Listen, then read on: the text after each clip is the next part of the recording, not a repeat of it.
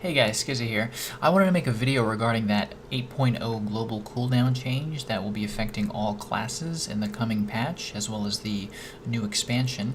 I went ahead and copied a few characters over onto the PTR just to see exactly how bad this global cooldown really is. These changes are already added to the 8.0 PTR, and that's something that you can go ahead and download and try for yourself. All you have to do is copy over one of your characters from live and you can see some of these changes for yourself. I myself copied over my warrior, my paladin, and my death knight to check some of these changes. I did hear that the melee classes were the ones that were adversely affected by them, so I wanted to try them out for myself first, and this is what this video is really about. Now, these are of course only my opinions. However, I will say the changes are not as bad as a lot of people say they are. The global cooldown change definitely is there. It does slow down the game a bit. However, a lot of the other changes seem to slow down the game a lot more than just the global cooldown. And I think this is really where the problem comes in. Not only are the artifact weapons being removed in 8.0, but the legendaries are also being removed. Those effects are no longer going to be active on your character in Battle for Azeroth. So those changes, in addition to the global cooldown, is what's really causing the game to feel a lot slower than it normally is. Blizzard is already aware of the backlash that a lot of the community has been throwing at them, which is why they put out a QA a couple months back where Ian answered this question. Now, if you look at the QA, which I'll link in the bottom of the video, you'll hear Blizzard's reasoning as to why they decided to include this global cooldown change. And I understand where they're coming from. It makes sense. Their idea is that they don't want a specific class to weave in 2, 3, 4 cooldowns in just one GCD and blow up the mob or the other player pretty much instantly. They don't want that to happen. And I understand that portion of it. However, their second portion is the one that I kind of take issue with. Ian said that one of the other main issues with the current global cooldown system is it doesn't allow players to think ahead. It doesn't allow players to make those judgment calls in the middle of a GCD, and I just don't see where he's coming from with that. Most players are not going to be able to make any sort of judgment in a second time frame or a 1.5 second time frame. I think you're asking a little too much of the majority of the players that play this game. Now, overall the change is negative due to the fact that it doesn't add anything to the game. Whenever you make something more difficult for a player to do and you don't in turn give them something positive, it's going to be a really bad idea. This is what the global cooldown change really is, where if they put it up on a screen or on a board or they write it down, it makes sense. The philosophy kind of makes sense. However, the moment they implement something like this to the game, most players are going to see it as, oh, you've just slowed down my class for no apparent reason.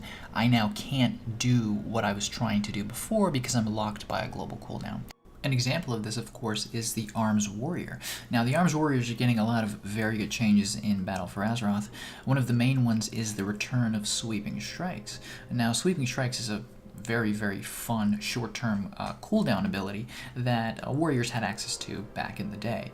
And it's thankfully making a return. It does pretty much what it did back then, which is allow you to cleave a secondary mob. However, it's a little bit better in Battle for Azeroth in that you do maximum damage with your main ability to a secondary mob. This, of course, is great, and it's got a great short-term cooldown, only 25 seconds.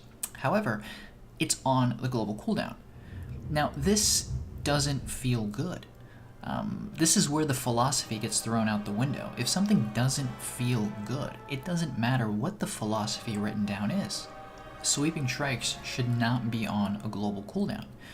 It doesn't make any sense. It is an ability that you will almost always be using in the middle of battle when you see another mob come near you. That is when you use it. So adding a global cooldown to that just makes you essentially sit there for a second until something happens. That's not a good feeling, especially when the philosophy of the Arms Warrior is to hit things with a big stick.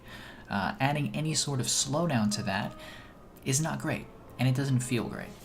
And I think Blizzard knows that it's not fun. They thankfully are going back and kind of combing through some of the original changes that they did, and they reverted some of them. For instance, disengage was initially on the global cooldown, which is just the worst feeling thing ever for hunters.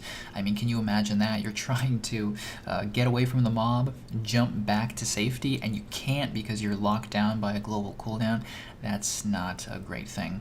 The bad news is that, of course, it looks like a lot of the reverts are complete at this time. Blizzard has already stated that they will not be making any sweeping changes until at least 8.1. So if you are playing a class that has a lot of global cooldown changes that haven't been reverted, you may unfortunately have to wait until the first major content patch of Battle for Azeroth to speed up your class. So overall, that's where we are. We are in an interesting situation right before Battle for Azeroth. We've got a change that doesn't really add a lot to the game and slows it down a bit. However, it's still not as bad as what a lot of people say it's going to be. I think many more people are going to be disappointed in the fact that they can't use their legendaries at level 120.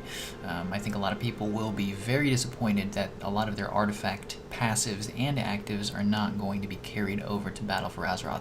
I think that's really where the pain points are going to become embedded into a lot of people once they start leveling in Battle for Azeroth. That's where the slowdown is coming from. The global cooldown doesn't help, but at the same time, it's not the sole issue that is going to cause you to stop playing a class, or is going to cause you to go on the general forum and complain that my class is too slow. It is part of it, but not the entire picture.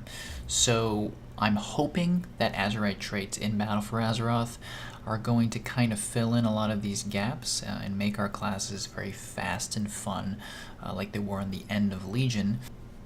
But we'll see.